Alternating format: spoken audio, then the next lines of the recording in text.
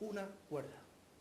El segundo, al tocar, tocó el tronco, tocó la pata del elefante y automáticamente desde ese momento dijo que él tenía muy claro ya lo que era un elefante, nada más lejos de pensar que era una cuerda que le decía a su compañero, que él entendía que el elefante era el tronco de un árbol.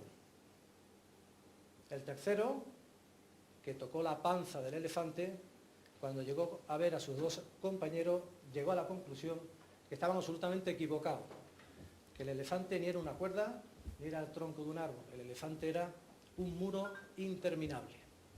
Y es curioso porque ante una misma realidad como es el elefante, la visión particular que tuvieron cada uno de ellos era una dimensión absolutamente distinta. En el mundo de la previsión social, en el mundo del ahorro, en el mundo de la jubilación, todos nosotros tenemos nuestra propia visión, absolutamente correcta. Pero cierto es que algunos quizás no terminen de ver con absoluta claridad qué es lo que debe de calcular, qué es lo que debe de planificar, cómo debe de prever que una realidad cierta como será su jubilación, obviamente la tiene que tener perfectamente estudiada. Porque nosotros tenemos una responsabilidad totalmente digna de conocer. Yo soy Rafael de la Torre, tengo 47 años, que le tengo que pedir responsabilidad al Rafael de la Torre que existirá, si Dios quiere, cuando cumpla 65 años. O quizás 67, como ahora adelantaremos.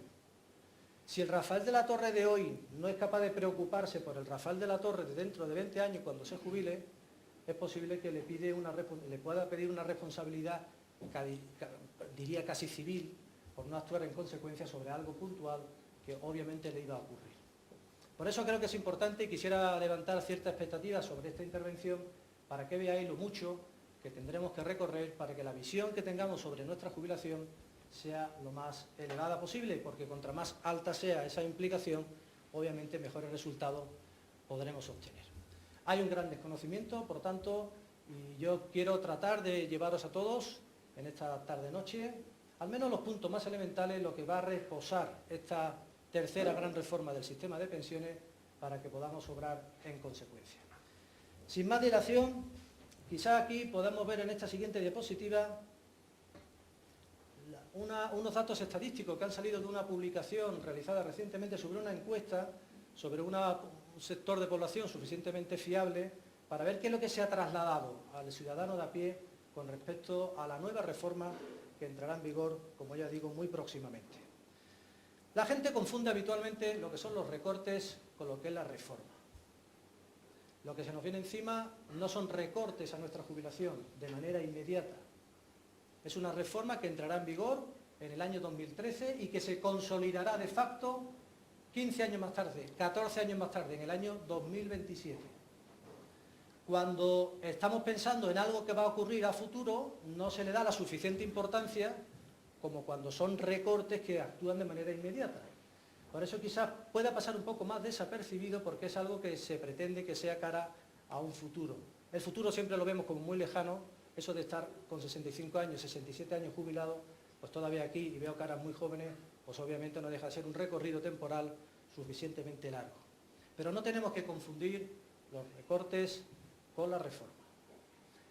A mí me gusta llamar también la atención, conociendo también muy puntualmente el mercado portugués, que las personas que se jubilan en Portugal reciben el nombre de reformados. Aquí la persona en España que se jubila es una persona jubilada.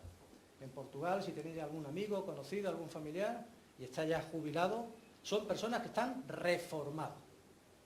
Y esa palabra a mí me gusta para España, y más para nosotros, porque el que más y el que menos, cuando llegue el momento de su jubilación, también habrá visto recorrida su trayectoria laboral en algunas que otras reformas que han venido a enturbiar o al menos a endurecer en muchos casos su futura pensión de jubilación. Por lo tanto, esta reforma lo que se ha llegado a la población es a trasladar prácticamente un dato que quizás sea el menos importante. Si yo ahora aquí pregunto aquí al público presente, ¿qué conocéis vosotros de la repercusión que va a tener esta reforma? Estoy convencido de que todos diréis casi un argumento común.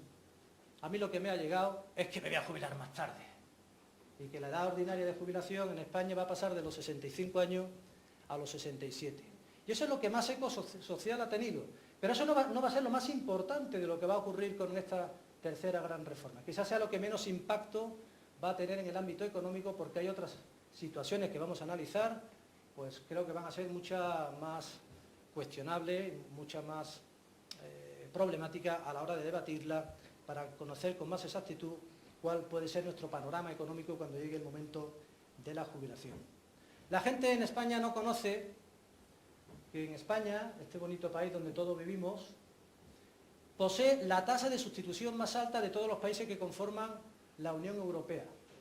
Se entiende que la tasa de reemplazamiento es el porcentaje de la jubilación que equivale con respecto a su último salario.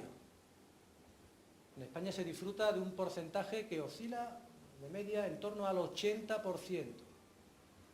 Un español se jubila y va a cobrar aproximadamente de media el 80% del último salario que tuvo inmediatamente a su jubilación.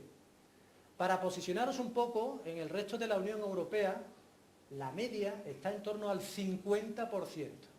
Países como Alemania, países como Francia, países como Finlandia, como Portugal, una persona cuando se jubila recibe aproximadamente el 50% del último salario.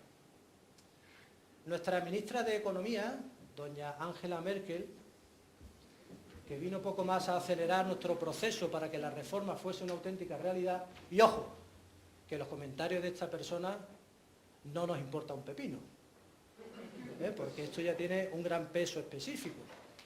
¿Sabéis cuál es el último comentario de nuestra ministra de Economía? Declaraciones de prácticamente hace 15 días. Que si Alemania va a tratar de ayudar a los países que necesiten un rescate económico, como así está dispuesto a hacerlo, porque un poco es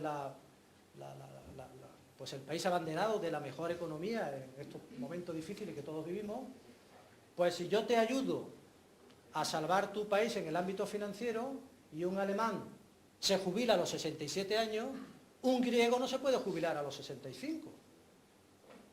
Un portugués no se puede jubilar a los 65. Y si en Alemania tenemos de la posibilidad de disfrutar de 20 días de descanso, nuestras vacaciones son 20 días, el griego no puede tener en su jornada de trabajo 25 días de descanso. Entonces aquí se descuelga con un argumento que parece que va teniendo cada vez más peso, mucho más peso específico, y poco más, que se trata casi de englobar una cierta homogeneidad en la edad de jubilación de todos los países de la Unión Europea, incluso casi diría que hasta se puede apostillar el que hasta disfrutemos de los mismos días de vacaciones. Pero bueno, los que somos autónomos nos importará un poco menos, porque como no descansamos nunca, estamos siempre con la soga al cuello, pues casi tenemos la obligación de estar continuamente inmersos en nuestra actividad profesional. Bueno, pues también tenemos que tener claro, y hay una gran desconexión en este tema, de que el sistema de reparto, que es el que se aplica para el cálculo de la pensión, puede ser un sistema que puede no ser sostenible a lo largo de los años, a lo largo de las décadas. Se precisa de un importante número de personas activas que puedan soportar el peso de las personas en su fase pasiva. Pensar que las cotizaciones que todos nosotros hacemos a nuestra seguridad social no es un dinero que va a nuestra hucha, a nuestro propio nombre, para que de ahí nazca en su futuro nuestra pensión de jubilación. Nuestra pensión nace de los presupuestos generales del Estado, que allá por en los meses de octubre aproximadamente se aprueban, dando la alternativa de verificar cuáles son las cantidades propias para percibir la jubilación. En definitiva, que los que hoy son personas jubiladas, está manteniéndose esas cuantías por las personas que hoy estamos en activo, de tal manera que nuestra hucha particular de nuestras propias cotizaciones, al no ser un sistema de capitalización, puede ser un sistema con difícil sentido de la continuidad. No con ello quiero decir que el sistema público de pensiones vaya a quebrar, obviamente es imposible. Antes de que esa situación pueda darse, se abordan continuas reformas que vienen a rebajar por donde se pueda rebajar. Y cuando hay una situación comprometida en el ámbito económico, solo hay dos vías para poder resolver en parte la solución. En el ámbito de la seguridad social, o se aumentan las cotizaciones de todas las personas que son personas activas, y ya está bien, porque ya creo que es suficientemente importante el esfuerzo de la cotización que todos hacemos, o por el contrario, se recorta el gasto. Y para recortar el gasto, o bien se endurecen el acceso a la jubilación, o las prestaciones a percibir se nos antoja que serán más reducidas de lo que obviamente se esperaba. Y ya veréis que por ahí van también los tiros. No sabemos cuánto es lo que vamos a cobrar. Aquí nadie de nosotros, por más que tengamos nuestra póliza ficticia con la Seguridad Social, donde tenemos un compromiso de pago, que son nuestras cotizaciones todos los meses, yo tengo absolutamente definido lo que aporto, pero yo no tengo absolutamente definido cuál será mi prestación. Nadie de los aquí presentes podrá demostrar a nadie que cuando cumpla los 65 años yo me voy a jubilar con 1.837 euros. Es imposible, porque el propio sistema y por los continuos cambios que se van produciendo hace materialmente imposible la garantía de la prestación a una referencia temporal relativamente media-alta, como será en la mayoría de los casos. Tenemos que ser también consecuentes de otra partida importante, que tenemos topada nuestra pensión máxima de jubilación. Hay alguien que piensa, bueno, pues a ver, cuando se habla de una alternativa privada, pero esto está preparado exclusivamente para las personas con un gran poder adquisitivo. Ya veréis que aquí el problema lo tenemos todo y todos tendremos que hacer un esfuerzo muy particular para que la solución a nuestros problemas busquemos un refugio adecuado para cuando llegue el momento de la jubilación. Están topadas las bases y están topada la pensión máxima. Actualmente 2.497 euros mensuales. No hay un español que pueda presumir de cobrar del Estado más de 2.500 euros al mes. Todos los aquí presentes que generen ingresos mensuales por encima de esas cuantías, independientemente por la base en la cual estén cotizando, nunca van a percibir una cantidad que supere a lo que hoy está establecido como pensión máxima de jubilación. 35.000 euros anuales redondeando. Pues aquí hay un empresario que arriesga su patrimonio, que contrata a sus empleados, que pone todo su esfuerzo para contribuir a que todo relativamente funcione bien y genera unos ingresos altos, 60.000 euros, pues cuando se jubile, al cobrar una pensión de 35.000 equivalente a lo de hoy, va a descubrir que tiene un escalón económico suficientemente grave que compensar a lo largo de su etapa activa para que después la diferencia obviamente no sea tan notable como estamos mencionando aquí. Este es otro grave problema que tiene el sistema público en España, que está topada la base en unos términos que se nos antojan relativamente reducidos. Por lo tanto, tenemos que ahorrar. Y tenemos que ahorrar en productos que tengan valores seguros y además tenemos que empezar a ahorrar no dejándolo siempre para pensar para mañana. Ya veréis que ese error comprometido que siempre en muchos casos se escucha, de que, joder, la jubilación, pero si yo tengo 30 años, si me quedan todavía toda una vida para llegar a ese momento, ya me plantearé yo algo serio para poder complementarla dignamente cuando cumpla los 50. Los 50, el esfuerzo económico que hay que hacer es sumamente gravoso si se compara con lo que de una manera cómoda y apaciguada y tranquila sería capaz de hacer si esto se lo plantea con una edad relativamente temprana. Pues he querido hacer esta pequeña introducción sobre estas 10 grandes incógnitas, factores que habitualmente se desconocen y que creo que tiene una introducción para empezar a conocer lo que nos ampara en esta tercera gran reforma del sistema de pensiones.